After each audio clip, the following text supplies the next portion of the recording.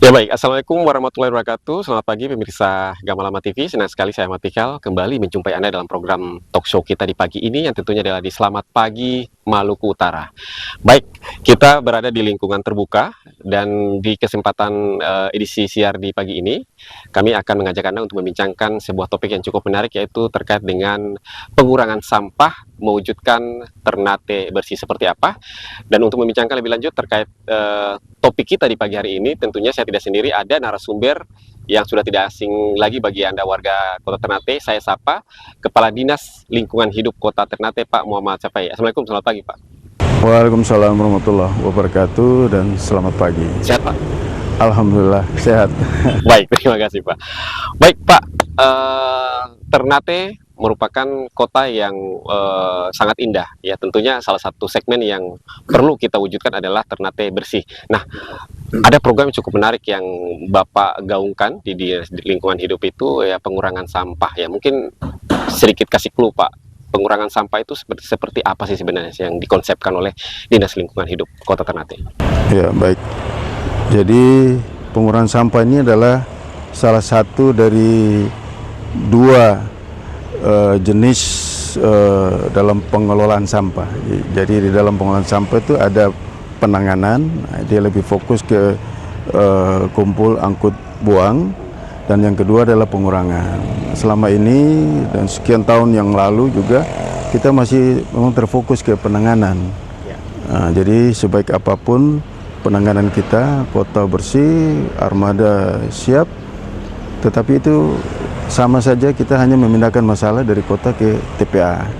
Kita tahu Ternate ini berada di pulau yang kecil, Pulau Ternate, dan lokasi TPA kita juga hanya satu dan juga terbatas luasannya. Jadi satu waktu nanti pasti tiba saatnya akan penuh. Oleh karena itu kita harus mengantisipasi dengan cara kita juga fokus selain penanganan penting, itu penanganan penting, tetapi juga pengurangan juga jadi bagian yang tidak kalah penting untuk bagaimana kita memperpanjang umur TPA.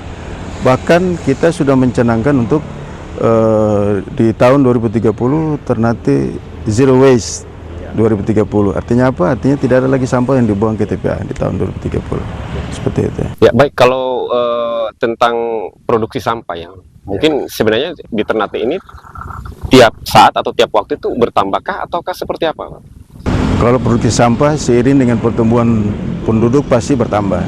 Karena bayi baru lahir pun dia sudah menghasilkan sampah. Penggunaan popok ya, dan lain sebagainya, sisa makanan dari yang bersangkutan, dari bayi yang baru lahir pun sudah menghasilkan sampah. Artinya apa? Artinya kalau pertumbuhan penduduk terjadi, dan itu suatu keniscayaan ya, setiap tahun kan terjadi pertumbuhan penduduk, dan itu artinya produksi sampah juga meningkat. Tetapi kalau kita melakukan edukasi, upaya untuk pengurangan sampah, saya kira hal ini bisa dilakukan reduksi atau pengurangan sampah. Itu yang kita lakukan beberapa bulan terakhir ini, dan insya Allah dalam jangka waktu yang kita sudah nanti tentukan, kita sudah bisa mengurangi sampah secara bertahap sampai di tahun 2030 Ternate Zero Waste 2030. Ya sebenarnya untuk melakukan mengajak masyarakat untuk bagaimana memanfaatkan sisa sampah ya sebelum dibuang ke TPA itu, apa yang dilakukan oleh DLA sendiri? Apakah langsung memberikan kepada masyarakat bahwa ini contoh-contoh barang yang bisa dimanfaatkan sebelum dibuang ke TPA? Ya, jadi sumber sampah ini kan bermacam-macam, dan salah satu yang terbesar adalah sampah domestik, sampah rumah tangga di permukiman. Selain permukiman juga ada sampah dari perkantoran, sampah dari sekolah-sekolah, sampah dari usaha, ya usaha rumah makan, bahkan usaha yang lain juga, yang kemudian juga termasuk pasar, dan juga sumber-sumber sampah yang lain. Jadi semuanya kita lakukan komunikasi dan edukasi, ya, sehingga semuanya berkontribusi untuk melakukan pengurangan sampah. Sebenarnya dari komposisi sampah yang kita ketahui itu kita melihat bahwa ternyata 40%-nya adalah sampah organik. Dan kalau sampah organik itu dari sisi volume dia mendominasi 40%, tetapi dari sisi berat ya 40%, tapi dari sisi volume kalau untuk skala rumah tangga dia hanya setengah dari kantong kresek yang dimiliki. Jadi artinya apa? Kita sudah mencoba di saat ini kurang lebih 3 bulan terakhir ini melakukan pilot project di 3 kelurahan. Kita mengajak ibu-ibu rumah tangga untuk mereka memilah dan mengolah sebagian sampah yang dihasilkan. Sampah organiknya menjadi kompos, kemudian sampah anorganik berupa botol-botol plastik dan kertas bisa kita jual di bank sampah, jadi punya nilai ekonomi, dan bahkan juga memproduksi hal-hal atau barang lain yang punya nilai ekonomi lebih dari situ.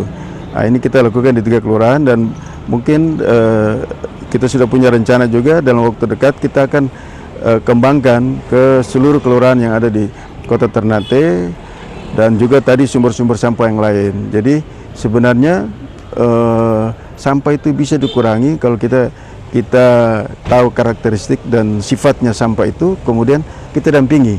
Jadi masyarakat dan sumber-sumber sampah ini butuh pendampingan dan edukasi dari pemerintah lewat DLH.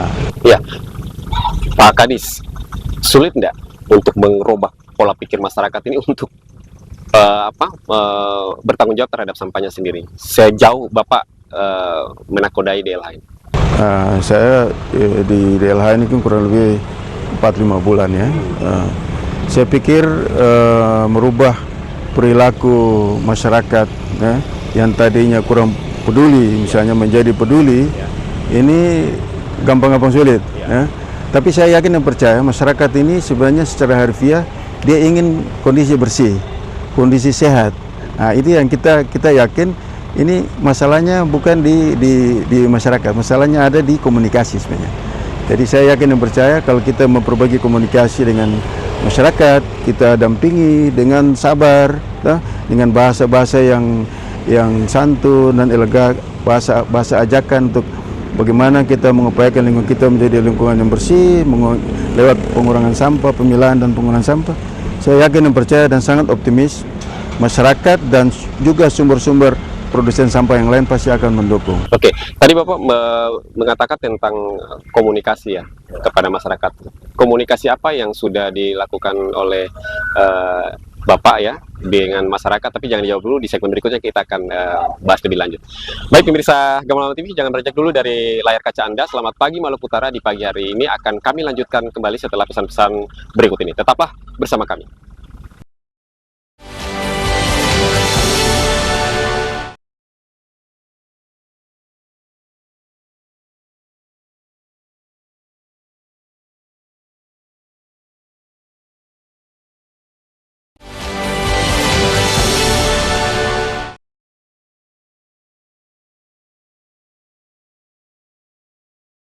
Ya baik pemirsa Gamalama TV, kembali lagi di Selamat Pagi Maluku Utara di pagi ini tentunya masih dengan topik pengurangan sampah, wujudkan Ternate bersih, dan masih bersama saya narasumber sangat spesial di pagi ini Pak Muhammad Syafi'i, Kepala Dinas Lingkungan Hidup Kota Ternate. Baik, kita lanjutkan kembali Pak. Ya, tadi Bapak mengatakan bahwa komunikasi itu kan harus dibangun seefektif mungkin agar masyarakat itu dia bisa tergerak untuk bagaimana merespon apa yang keinginan daripada pemerintah dan mereka sendiri untuk mewujudkan Ternate itu bersih. Nah, kasih clue Pak, sejauh ini komunikasi apa yang sudah dibangun dinas dengan masyarakat? Ya, jadi seperti yang tadi kami sampaikan bahwa saat ini kami sudah melakukan pilot project ya, pendampingan, edukasi, komunikasi di 3 kelurahan, dan ternyata semangat dari ibu-ibu khususnya di 3 kelurahan ini luar biasa. Artinya apa? Dengan komunikasi yang masih sederhana, kita hanya memberikan informasi tentang bagaimana cara memilah sampah, kemudian kalau kita tidak pilah sampah itu akan dampak-dampak yang terjadi seperti apa, kemudian kita memberikan pendampingan cara mengolah, membuat kompos, membuat kerajinan-kerajinan dengan sampah yang sudah dipilah tadi. Ternyata semangat ibu-ibu bahkan kita kewalahan. Artinya apa? Artinya dengan komunikasi yang sederhana standar seperti itu saja mendapat respon yang cukup baik. Saya berpikir kalau kita lebih meningkatkan lagi komunikasi dengan komunikasi yang lebih efektif, lebih elegan, lebih sifat mengajak dan ya, lebih baik lagi, saya yakin dan percaya dukungan dari masyarakat, bahkan tadi yang saya sampaikan produsen sampah yang lain, dari sekolah, anak-anak sekolah, dari perkantoran, dari dunia usaha, bahkan dari pasar, teman-teman yang berusaha di pasar, saya yakin respon juga akan sama, akan baik, dan di saat itu terjadi pengurangan sampah yang cukup signifikan karena sudah ada dukungan secara penuh dari produsen sampah, terutama masyarakat, saya kira.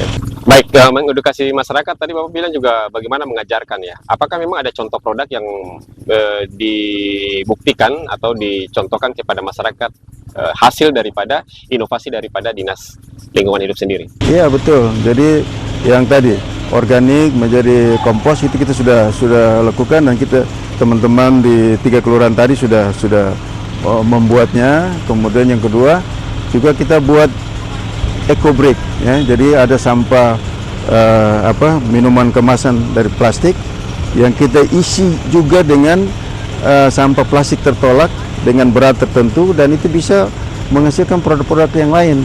Seperti contoh yang saat ini kita berdiri ini, jadi taman eco brick andalan kita namakan, itu terdiri dari sampah-sampah ini.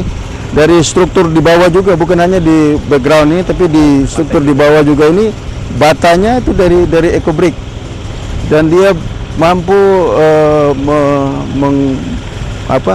memanfaatkan sampah kurang lebih 1,1 ton ini konstruksi ini. Nah, artinya apa? Artinya ternyata sampah ini sangat bermanfaat.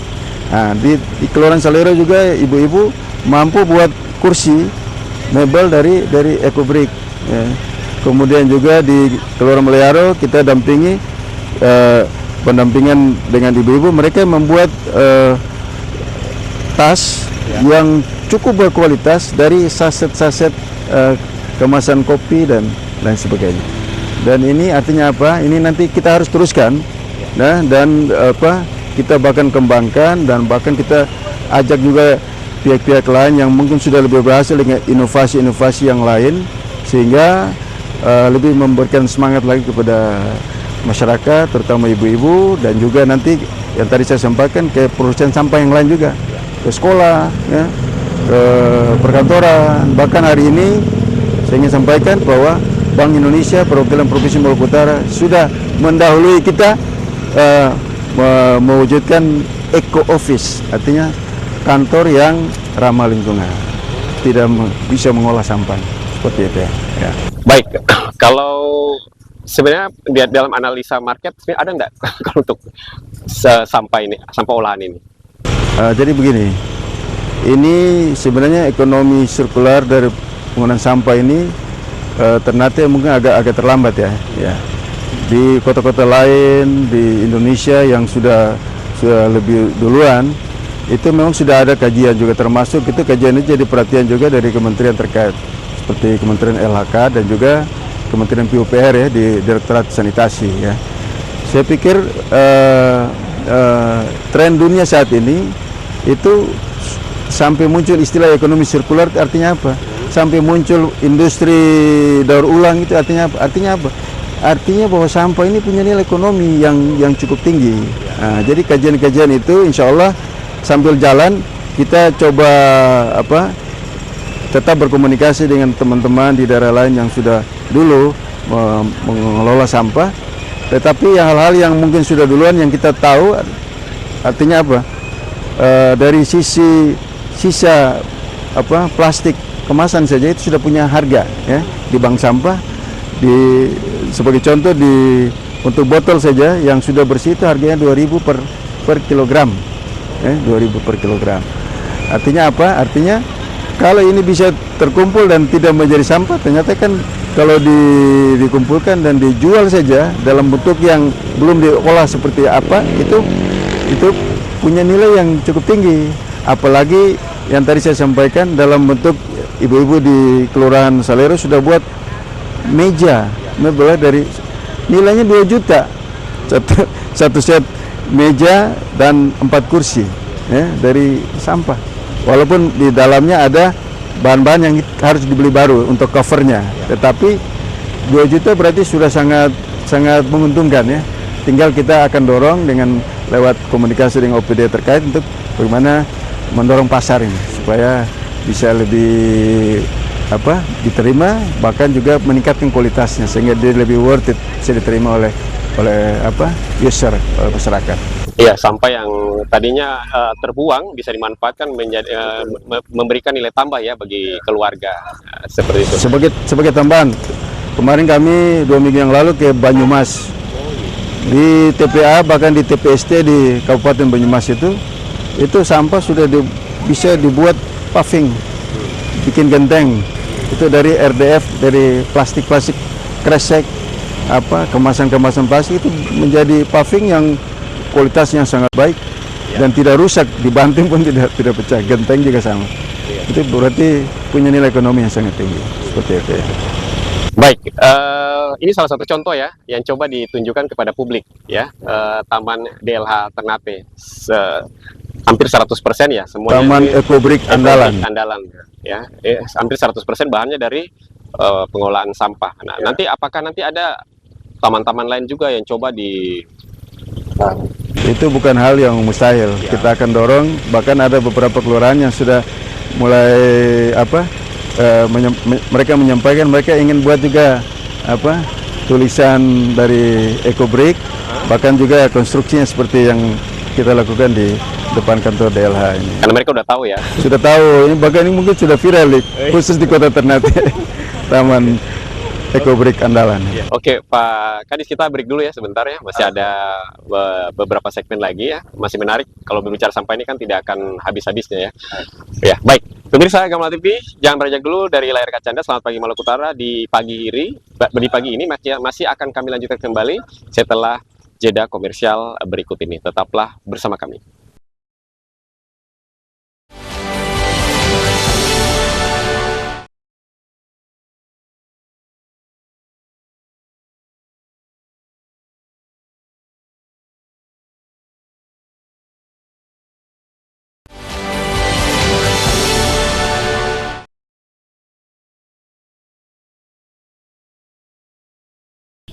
Ya baik pemirsa Gamalama TV, kembali lagi di Selamat Pagi Maluku Utara.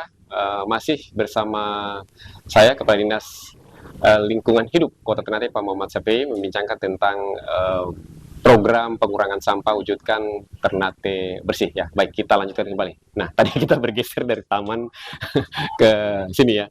Baik, Pak Kadis, ini kalau berbicara tentang sampah ini kan pasti saja lah ada masyarakat yang mengkritisi dengan ya banyak hal. Nah, ini kalau Bapak sih menyikapinya seperti apa sih? Sepertinya kan kelihatan kayaknya nggak selesai-selesai untuk urusan sampah ini. Ya, jadi saya kira wajar ya.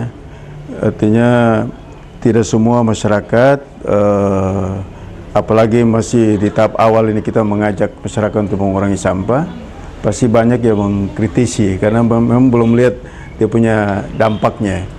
Dan saya kira menyangkut dengan dampak ini kan nanti dia setelah dia signifikan, banyak yang mengikuti, baru dia kelihatan dampaknya terhadap pengurangan sampah. Tetapi dari sikap seperti itu saya pikir wajar. Jadi kita tetap jalan sebagaimana yang kita rencanakan, dan kita akan terus mengajak termasuk pihak-pihak yang mungkin belum paham atau mungkin belum mendukung. Kita terus melakukan komunikasi dengan semua pihak termasuk mereka, sehingga kita harapkan dan kita yakini bahwa apa yang kita sampaikan, dan ini juga bukan kita ngarang-ngarang atau trial and error, sebenarnya kita melihat keberhasilan dari beberapa kota yang sudah duluan melakukan pengolahan sampah dan berhasil. Jadi ini memang sudah diuji coba juga di beberapa kota yang lain, sehingga kita yakin dan percaya bahwa apa yang kita lakukan ini sudah dalam tanda petik sudah di jalan yang benar. Artinya apa? Mengolah sampah itu tidak hanya ke penanganan, pengurangan itu adalah suatu keniscayaan yang kalau itu tidak dilakukan, kita hanya memindahkan sampah dari kota ke TPA, dan suatu saat nanti TPA akan tutup karena penuh, dan di saat itulah terjadi bom waktu. Permasalahan akan luar biasa terhadap permasalahan lingkungan di Kota Ternate. Oleh karena itu, kita yang sudah berkomunikasi dengan kementerian terkait, dengan kota-kota lain yang sudah duluan berhasil melakukan pengelolaan sampah, kita yakin dan percaya langkah yang kita lakukan ini adalah langkah yang benar, dan kita berharap ini bisa lebih efektif. Dan kami yakin juga dengan teknologi informasi saat ini hal-hal yang ada ini bisa lebih cepat lagi, karena bisa viral, dan ini dasarnya sebenarnya kan kemauan. Kalau masyarakat sudah tahu dan mau, saya yakin ini akan terjadi perubahan atau percepatan dalam pengurangan sampah, dan hal itu adalah hal yang kita inginkan, sehingga target di 2030 nanti Ternate zero waste itu bisa tercapai. Bahkan untuk jangka menengah ini di tahun depan kita nanti menjadi tuan rumah CSS City Sanitation Summit, dan kita juga sudah berjanji ke AKOPSI, Aliansi Kabupaten Kota Peduli Sanitasi, yang sebagai organisasi yang penyelenggara kegiatan CSS setiap tahunnya. Tahun depan Ternate akan menampilkan di forum CSS itu, kita sudah bisa mengurangi sampah yang hari ini boleh dikatakan 100% kita buang ke TPA. Tahun 2025 menjadi tinggal separuhnya, tinggal 50% sampah yang kita buang ke TPA, dan 2030 menjadi 0% zero waste. Ya, seperti itu. Pak Kadis, kan ini kan juga harus adil ya, keterbukaan juga kan. Ketika masyarakat menuntut untuk sesegera mungkin dalam waktu jangka pendek urusan sampah ini bisa selesai, kan pasti juga DLH punya kendala yang dihadapi. Sebenarnya kan kendalanya apa? Apakah mungkin sumber daya manusia juga yang masih terbatas, atau infrastruktur, armada dan sebagainya, teknologi yang masih minim, sehingga kelihatan tuntutan masyarakat itu belum bisa dijawab dalam waktu jangka pendek. Iya, memang harus jujur ya. Kalau dari sisi bagaimana pelayanan dalam penanganan, ya, khusus dalam penanganan, kan butuh pertama SDM, kemudian kita punya armada pengangkut, dan juga anggaran, termasuk anggaran ya, suku cadang dan bahan bakar di dalamnya. Nah itu masih terbatas. Ya, kita tahu kita punya 26 unit armada dump truck plus Amroll track, plus juga beberapa unit ini roda 4 yang skala kecil ya, kelas L300. Dan hari ini dengan jadwal yang sudah kita lakukan selama ini masih belum cukup memuaskan masyarakat dalam pengangkutan, karena sebagian juga armada roda 3 seperti Kaisar dan VR itu kebijakan pemerintah kemarin di tahun lalu itu kita sudah coba serahkan ke kecamatan dan kelurahan tuh di lorong-lorong ya, tetapi itu juga mungkin dalam pelaksanaan juga masih banyak kendala yang dihadapi, sehingga kepuasan masyarakat terkait dengan penanganan sampah itu masih belum baik ya, belum maksimal. Oleh karena itu kami berpikir lewat komunikasi, karena selama ini kami lihat sebenarnya dari sisi jumlah ini sebenarnya cukup untuk untuk melayani. Hanya mungkin koordinasi dan komunikasi terkait dengan jadwal pengangkutan, dan juga termasuk dalamnya yang tadi saya sampaikan, kalau sampah ini sudah terpilah, kalau masyarakat mendukung dengan memilah saja, bukan mengolah, memilah saja, ini sudah terjadi dukungan yang luar biasa. Kenapa? Karena ternyata sampah yang menimbulkan masalah hari ini di beberapa TPS di kelurahan-kelurahan, yang pada akhirnya di beberapa titik itu ini TPS-nya dibongkar paksa oleh sebagian oknum masyarakat, karena penyebabnya adalah bau. Dan bau itu karena sampah organiknya ada di situ dan bercampur dengan sampah organik yang akhirnya volumenya menjadi banyak. Tetapi kalau sampah organiknya terpisah, ya, kemudian TPS-nya juga dalam kondisi tertutup, saya yakin dan percaya yang kita mungkin dengan manajemen penanganan pengangkutan ini bisa kita atur, yang organik kita angkut duluan. Saya yakin dan percaya masalah itu pasti tidak akan terjadi. Bau yang tadi menimbulkan masalah lingkungan tadi akan bisa kita tekan, sehingga dengan sendirinya masyarakat akan membuang sampah di TPS-TPS yang ada di lingkungannya. Mereka tidak membuang di TPS-TPS di jalan-jalan utama, sehingga jadi membludak. Nah, bisa merata pembagian beban penanganan sampah menjadi merata, dan itu pada akhirnya akan menimbulkan kesan bahwa pelayanan penanganan sampah ini, khususnya penanganan sampah ini, menjadi lebih baik, begitu, menjadi lebih baik dari sebelumnya. Oleh karena itu kami berpikir kita akan tingkatkan komunikasi dengan kelurahan dan kecamatan dalam rangka lebih detail lagi terkait dengan masalah pelayanan di Sumber, ya. Oke. Baik, tadi Bapak mengatakan tentang layanan ada di tingkat kelurahan dan juga di DLH, ya. Ya. Nah, itu sebenarnya memang ada pembagian peran bahwa ini kelurahan Anda harus mengurusi sampah di wilayah tertentu dan DLH juga tertentu. Memang seperti itu.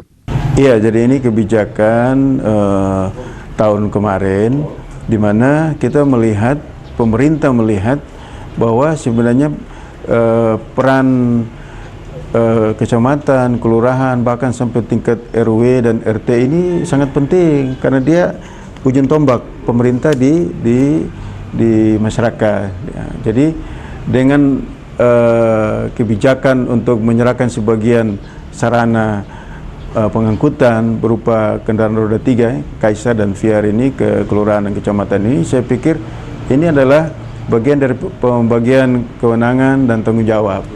Bahwa mereka juga, karena perannya sangat penting, dengan diberikan kewenangan untuk mengelola sebagian sarana ini, kami berpikir akan lebih efektif lagi dalam melakukan komunikasi dan pelayanan, ya, di tingkat di sumber sampah.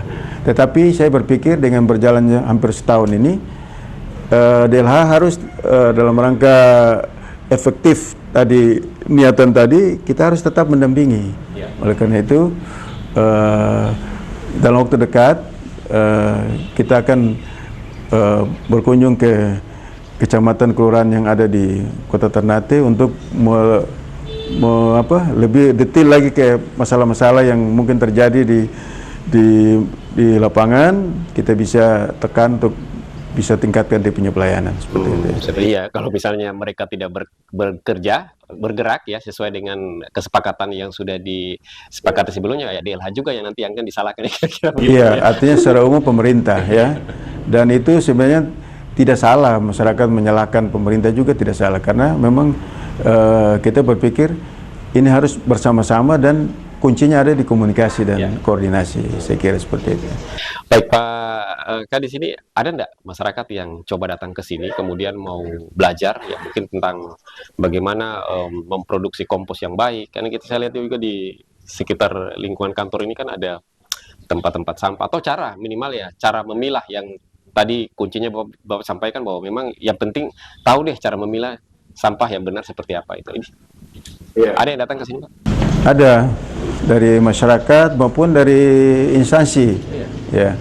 Jadi kemarin sempat kita dapat kunjungan dari kantor Pengadilan Agama Ternate, kemudian juga dari tim koordinasi pengelolaan sumber daya air, ya, Maluku Utara. Mereka berkunjung ke kantor, dan di saat yang sama kita juga menjamu makan siang, dan setelah makan saya mengajak mereka semua untuk membawa sampah makanan yang itu untuk langsung kita pilah. Kebetulan sarana edukasinya juga ada di depan kantor DLH Kota Ternate, dan mereka sangat surprise. Saya bilang, wah, ini yang benar. Dalam setiap kesempatan harus ada edukasi, dan mereka dengan senang hati.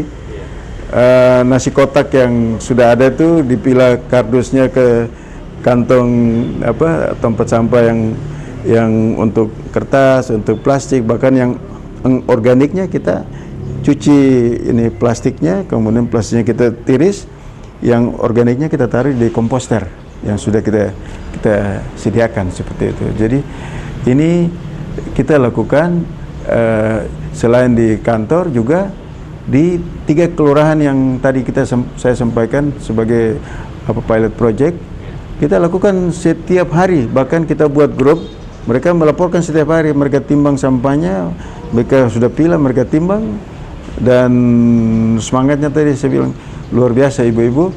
Makanya kita harus jaga semangat ini dan kita harus teruskan dan kita kembangkan untuk kelurahan-kelurahan yang lain sehingga menjadi signifikan ya pengurangan sampah ini. Baik, Pak Kadis, ini masih menarik ya. Tadi ada peralatan juga ya, bagaimana alat untuk membuat kompos. Ya, nanti sebesar apa sih kalau kita menginvestasikan pada tingkat rumah tangga, nanti dijawab di segmen terakhir, Pak. Ya. Baik, pemirsa Gama TV, jangan beranjak dulu dari layar kaca Anda. Selamat pagi Maluku Utara, di edisi spesial pagi hari ini masih akan kami lanjutkan kembali setelah deretan iklan berikut ini. Tetaplah bersama kami.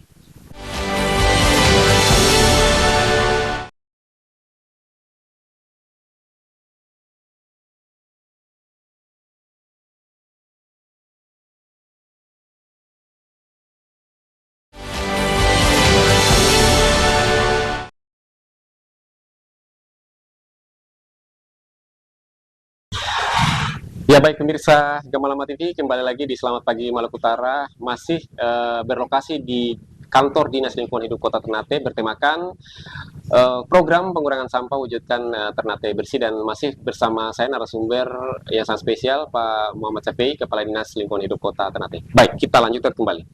Nah, tadi di segmen sebelumnya Pak, ada respon positif ya dari dinas yang atau person ya yang datang ke sini kemudian mau belajar atau masyarakat mau belajar. Nah, itu juga ada yang tadi Bapak sampaikan bahwa ada komposter ya. Nah, itu sebenarnya besar nggak untuk menginvestasikan untuk membuat itu secara mandiri di tingkat rumah tangga? Siapa tahu yang menonton tayangan ini juga tergerak ya memiliki sendiri di rumah untuk membuat sendiri. Ya. Jadi kalau komposter yang sederhana itu mungkin butuh waktu, butuh biaya ya. Waktu juga untuk kalau kita buat sendiri itu biayanya kurang lebih 200-300 ribu saja satu buah komposter, karena sebenarnya sistemnya adalah semacam drum plastik atau ember, bahkan yang penting dia tertutup, kemudian di dalamnya ada perlakuan yang membuat dia cepat untuk terjadi pengomposan. Nah, seperti itu. Jadi ada penambahan istilahnya EM4, satu campuran zat yang nanti kita jelaskan secara lebih detail, itu akan mempengaruhi percepatan. Tetapi kalau kita campur saja dengan kompos yang sudah jadi sebagai starter awal, itu pun dia sudah bisa. Nah, seperti keranjang Takakura kan seperti itu. Nah, jadi biayanya tidak besar. Itu bahannya bisa apa saja ya? Bisa, ya, artinya ember bekas juga bisa. Ember bekas juga bisa, tetapi mungkin supaya dia lebih elegan, ya, saya berpikir untuk awal ini, karena memang kita masih dalam taraf edukasi, kita memberikan insentif. Ya. Ada contoh-contoh bantuan juga dari dinas juga ke masyarakat. Bahkan kemarin di saat kita lakukan edukasi, dari pihak swasta juga memberikan dukungan, seperti dari PT PLN di Kayu Merah, PLTD Kayu Merah itu memberikan sumbangan komposter bag.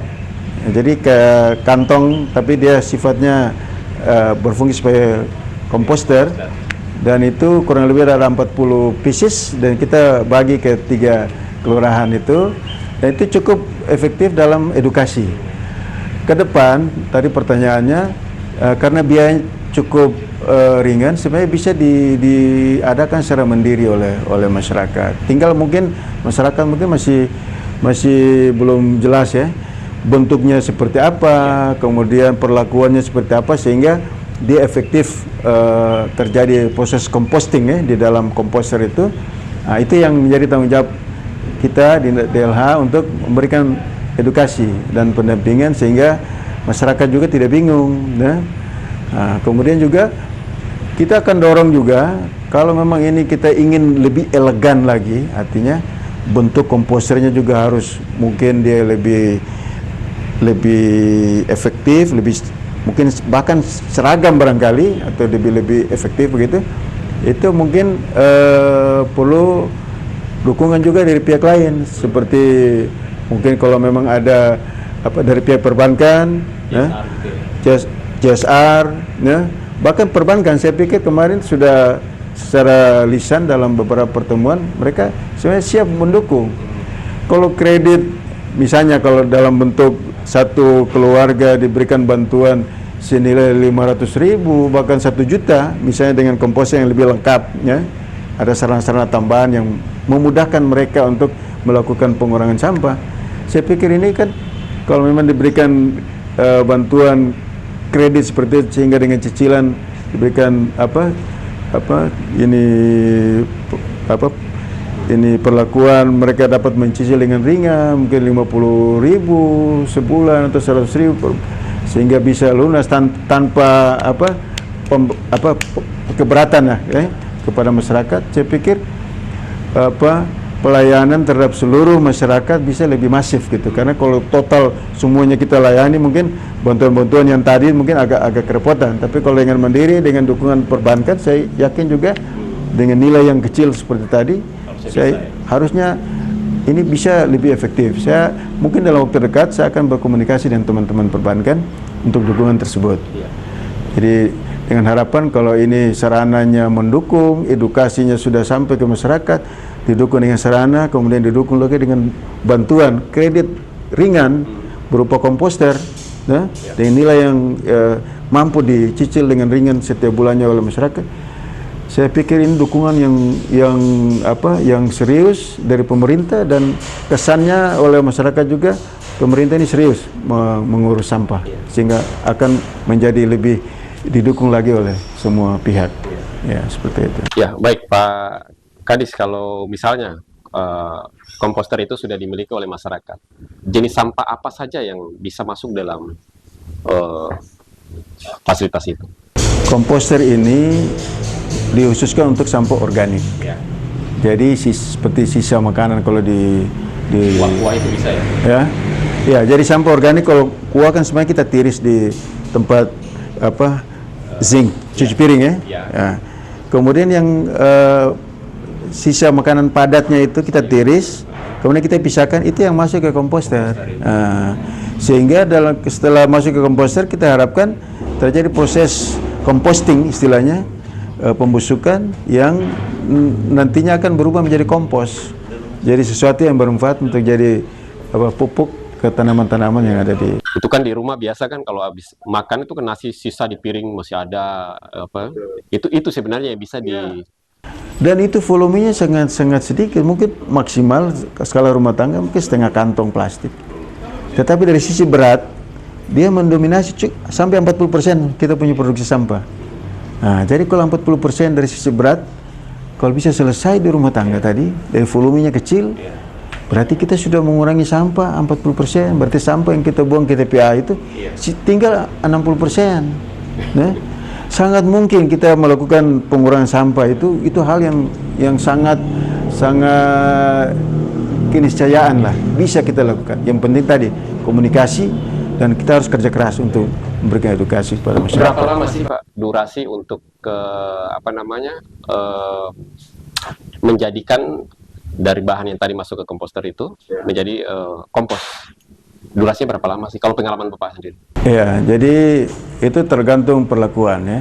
Kalau kita secara umum, kalau kita seperti menggunakan keranjang Takakura, kalau kita mencampur proses di Takakura itu mencampur dengan ini kompos yang sudah jadi sebagai starter awal.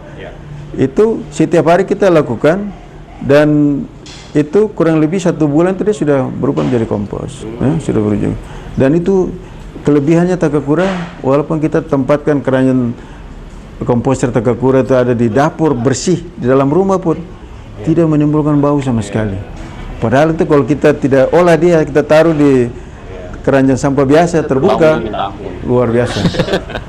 Berarti apa? Alat yang dengan ukuran yang tidak terlalu besar, ya, dia mampu menyelesaikan masalah khususnya sampah organik di tingkat rumah tangga seperti itu. Dan hasil itu bisa dipakai buat tanaman ya, buat bunga, bagi-bagi rumah tangga ya, seperti itu. Dan masih banyak juga contoh-contoh komposter yang lain yang efektif. Nah, kita nanti coba dalam bentuk-bentuk yang lain yang mungkin jadi pilihan opsi buat masyarakat. Mungkin dia lebih senang kayak model ini sehingga lebih cocok dan lebih bisa diterima oleh semua kalangan ya masyarakat. Seperti itu. Ya. Baik Pak Kadis, nanti kalau tadi di produknya kan bisa ya untuk di bunga, di sayuran. Nah, kalau jika dibandingkan ya, kalau kita membeli kompos yang produk pabrikan, nah itu nilainya bagaimana itu? Kalau Bapak lihat. Oh ya, ya ini karena ini masih taraf awal, kita masih akan merencanakan untuk nanti berkoordinasi dengan dinas terkait, khususnya dinas pertanian ya, sehingga mereka juga nanti akan mendampingi kita juga, mengevaluasi juga kompos yang kita lakukan selama ini dari sisi kualitasnya. Kalau misalnya kita nanti dorong ke petani kan, itu seperti apa ya, kualitasnya seperti apa. Tapi kalau digunakan sendiri sebenarnya sudah langsung bisa diterima.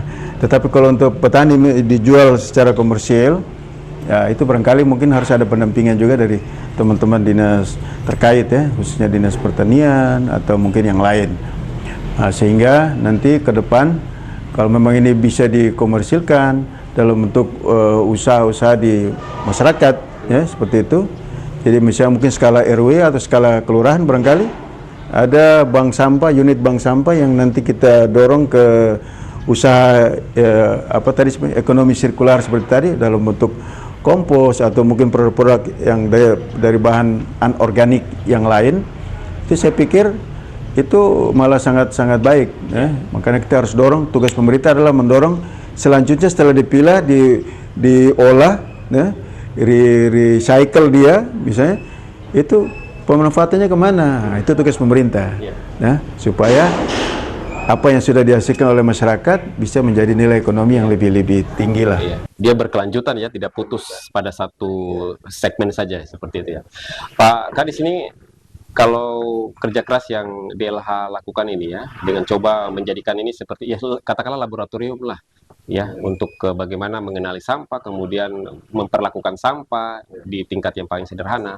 Nah, apakah ada dinas lain ya dalam lingkup pemerintah kota yang mungkin juga mau untuk mengikuti apa yang sudah dilakukan oleh DLH ini? Sejauh Bapak lihat. Jadi sebenarnya masalah lingkungan dan sampah ini kan sebenarnya saling terkait ya.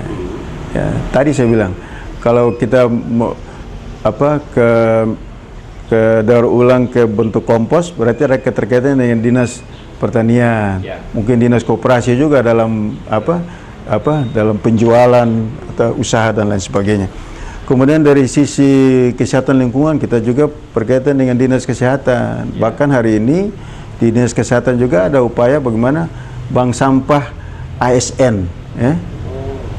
Dalam rangka ini program di dinas kesehatan khususnya di unit-unit puskesmas, sehingga di lingkungan puskesmas itu sampah khususnya itu didahului oleh ASN yang ada di puskesmas, sehingga edukasi ini juga saling bersinergi dengan DLH, dengan pihak yang lain. Seperti tadi saya sampaikan bahwa menyelesaikan masalah sampah ini tidak bisa pemerintah sendiri, harus kerjasama semua pihak.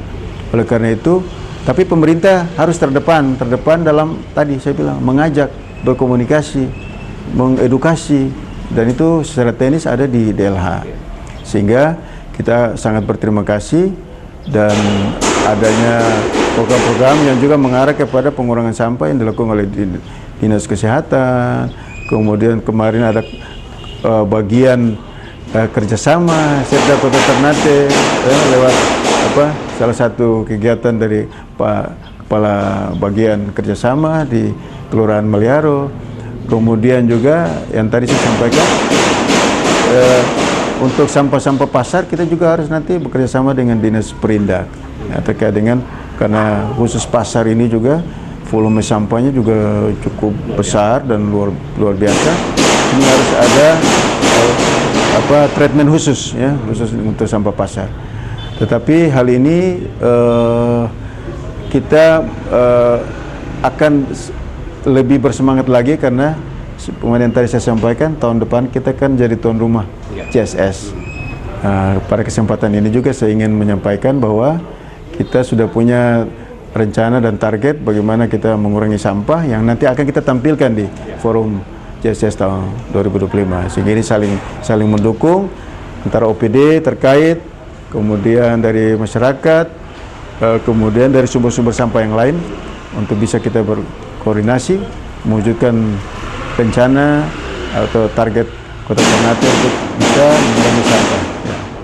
Oke, baik Pak. Nanti ada cita-cita besar ya yang ingin dicoba diwujudkan oleh Dinas Lingkungan Hidup ya. Artinya membuktikan bahwa memang Ternate itu sebenarnya bisa menjadi kota yang bersih kalau masyarakat itu bisa sadar. Baik, Pak Kadis, kita sudah berada di penghujung acara di Selamat Pagi Maluku Utara edisi kali ini. Namun sebelum menutup perjumpaan kita di pagi ini, saya memberikan kesempatan kepada Bapak closing statement-nya.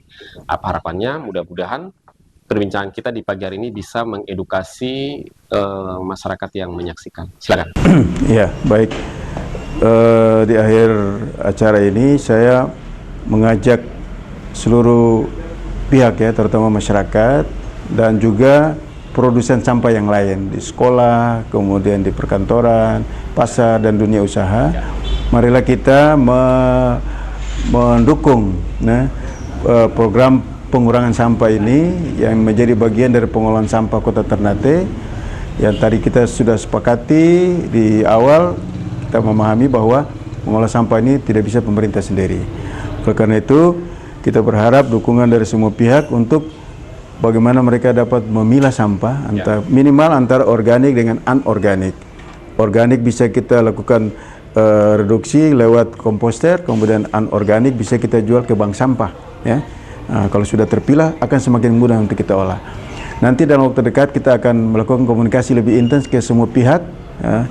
Jadi mudah-mudahan lewat komunikasi dan edukasi yang efektif dari pemerintah khususnya dimotori oleh Dinas Teknis DLH ini, mudah-mudahan dukungan dari semua pihak ini bisa akan lebih maksimal dan insya Allah target kita untuk mengurangi sampah 50% di tahun 2025 di saat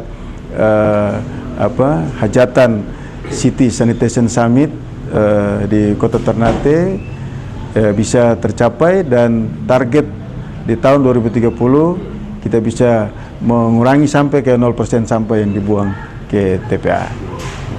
Sekali lagi terima kasih kepada Gamalama TV untuk menyiarkan memberikan kesempatan kami untuk memberikan informasi kepada masyarakat terkait dengan masalah sampah ini. Baik, baik, menarik ya perbincangan kita di pagi hari ini. Memang kita juga mengapresiasi ya apa yang sudah dilakukan oleh Dinas Lingkungan Hidup. Masyarakat pun dari kesempatannya juga tahu sebenarnya ada thread yang dilakukan oleh Dinas untuk bagaimana mewujudkan Ternate itu bisa Ternate bersih. Saya mengucapkan terima kasih Pak Kadis sudah memberikan kesempatan untuk kita bertatap muka, berdiskusi. Ya, mudah-mudahan ini bisa menjadi terus berlanjut, edukasi. Bukan cuma hari ini tapi terus. Ya, itu seperti itu yang kita inginkan ya. Mudah-mudahan masyarakat bisa mengerti apa yang sudah kita lakukan di pagi hari ini. Baik pemirsa Gamalama TV, tak terasa sudah 1 jam kita berdiskusi di Selamat Pagi Maluku Utara di hari ini ya. Terkait dengan program pengurangan sampah wujudkan Ternate bersih. Dan satu hal yang perlu kami garis bawahi dari perbincangan tadi bahwa memang untuk mengelola sampah ini tidak bisa sendiri-sendiri atau pemerintah berdiri sendiri, namun juga peran serta dari masyarakat untuk bersama-sama mendorong bagaimana menjadikan sampah itu menjadi sebuah kebutuhan tersendiri untuk kita menanganinya secara mandiri agar ada nilai ekonomis yang bisa kita wujudkan dalam persoalan sampah ini. Saya Motika bersama sejumlah kru yang bertugas di kesempatan pagi hari ini undur diri dari hadapan Anda dan ikuti terus program Selamat Pagi Maluku Utara dari hari Senin sampai dengan hari Jumat jam 10 pagi hanya di Gamalama TV. Semakin mantap. Sampai jumpa. Wassalamualaikum warahmatullahi wabarakatuh. Menjadi bagian dalam perjalanan kita. Majulah Gamalama.